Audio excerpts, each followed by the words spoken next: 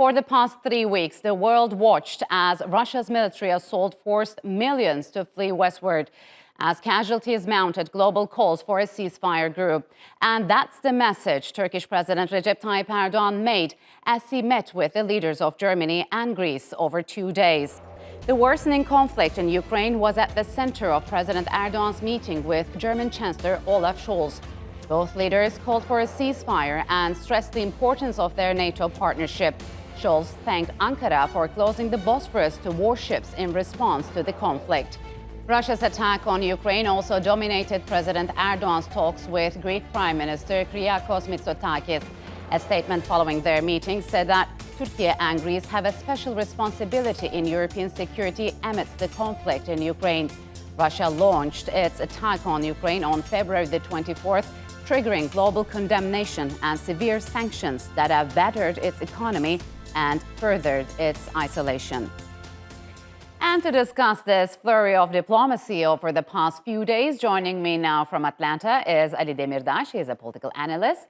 And from Ankara, Tudor Onea. He is an assistant professor of international relations at Bilkent University. Gentlemen, welcome to Straight Talk. It's good to have you on the program, Tudor.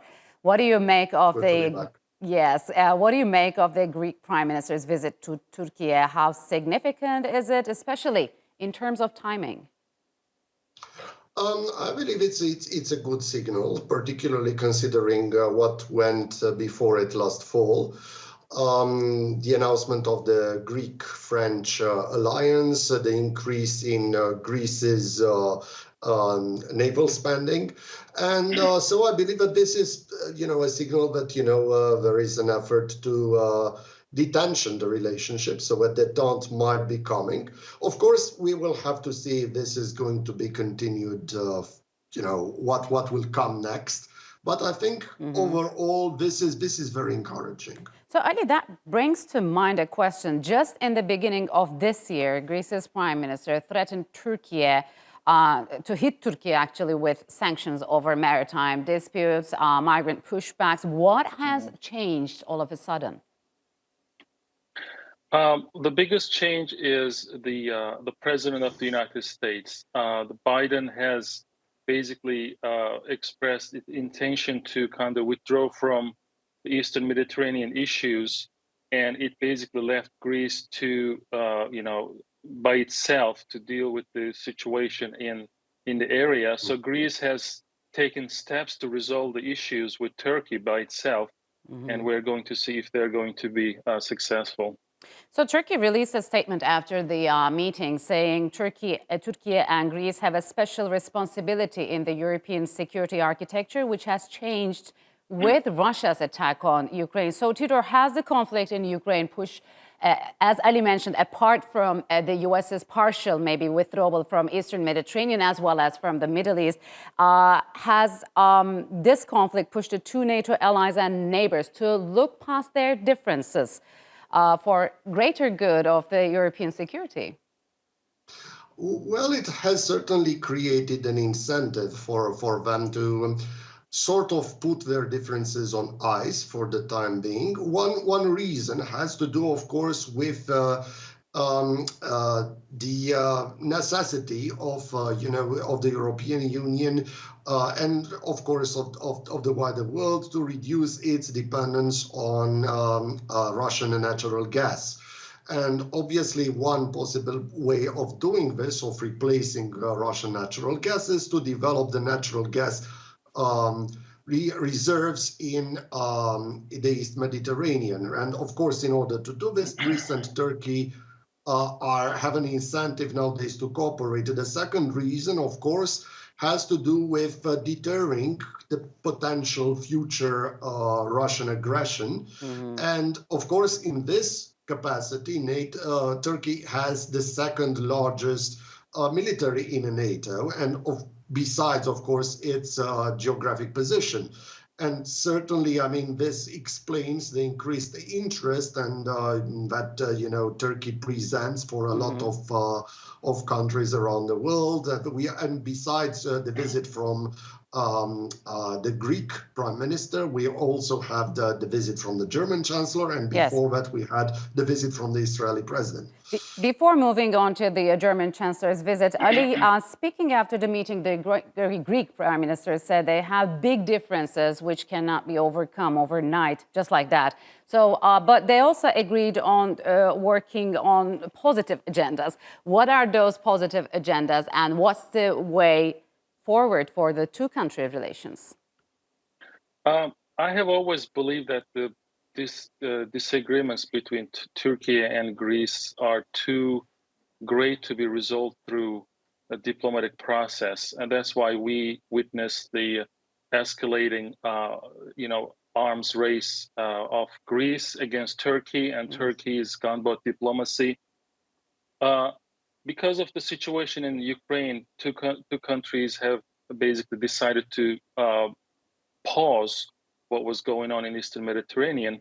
But again, the situation in Eastern Mediterranean, the problem of Cyprus, the islands, the situation, the status of the Aegean Islands, they still remain. So we are going to see if the diplomacy is going to succeed. Well, we'll see. Maybe the exploratory talks between Turkey and Greece could resume, which started in 2021 after a 5-year pause. So, Tudor, after Mitsotakis' visit, Turkey hosted German Chancellor. Did Scholz's visit come as a surprise? Because some experts argue that the foreign minister's visit was expected first. Not necessarily so, not in the present context. I believe that part of this might have to do with the diplomatic efforts to come with a diplomatic resolution of the conflict that is going on in Ukraine. And of course, Turkey and Germany working together would be very effective in this capacity. Turkey, of course, enjoys good relations with both Ukraine and Russia, which, of course, is an asset in this setting. Germany has also, together with France, made efforts to try and mediate, not so much perhaps between Russia and Ukraine, but rather between Russia and the NATO, which is the other side of the equation, which also needs to be solved in order for this to come to a resolution. So, Ali, in the wake of Russia's attack on Ukraine, Germany has pledged to boost its defense spending significantly. What would a Germany with a more powerful military for Europe, and how could it affect its relations with Turkey? Germany's decision to boost its military spending came as a surprise, given that Germany has adopted some sort of demilitarized status within NATO and within the European Union. But my question is, no matter how much Germany spends on armament and weaponry, the question is German army able to keep up with the requirements of the situation in Europe and escalating attrition between Russia and NATO? So that's the question. Another question is France happy with the rise of Germany within the European Union? Absolutely no. So Germany's decision to boost its military spending is definitely going to cause a rift, a big rift within the European Union and within NATO, and we have yet to see the outcomes of that. As if there isn't already any rift within the Union. So, Tudor, as you mentioned earlier, currently Turkey shares close economic and cultural relations with Germany, but their defense cooperation is somewhat lacking compared to Ankara's relations with, say, other NATO members. Now that Germany has signaled it will play a greater role for the security of Europe, could this be an opening for both countries to possibly create a coordinated strategy on defense in the near future? Absolutely. Absolutely. I believe that this is, if this hasn't been discussed already, which would be a surprise, it's probably going to be discussed in the future. One of the hottest items right now in terms of defense is the Turkish Bayraktar, which has proven its worth not only in the Libyan conflict, but nowadays, as we are seeing, in the battle for Ukraine. And probably this is going to be an item in hot demand for most militaries in NATO. And interestingly enough, even Russia might come calling sooner or later. We will have to see what Turkey will reply to this. So a possibility of a joint German-Turkish defense cooperation agreement, maybe a possible projects that would be developed together, is very likely, I would say. Early Turkey's foreign minister mediated face-to-face talks between Russian and Ukrainian foreign ministers in Antalya last week. Although no ceasefire was achieved, the fact that they were able to sit down was significant to some. How has it allowed Turkey to play this mediating role, and how can it be expanded to help end the conflict in Ukraine? I mean, what happened in Antalya last week was remarkable, given that pretty much majority of the world leaders flocked into Antalya to resolve the world issues, not only the situation in Ukraine, but the world issues across the globe. So what is going to happen is, of course, it's a big step towards a solution in the Ukrainian problem. But let's be honest that the world order is changing, and it is the right moment for Russia to resolve its problems, decade-old problems, through might.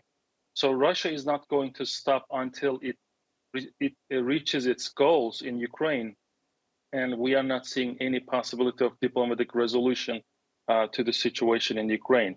Does that mean taking over Kiev?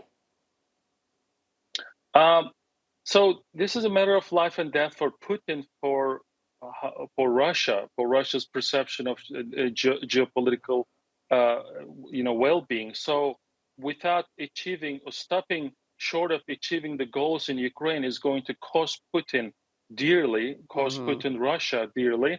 So I don't think Russia is going to stop the war in Ukraine before taking Kiev. All right, gentlemen, unfortunately, we'll have to end it here. Thank you very much for joining me on Straight Talk.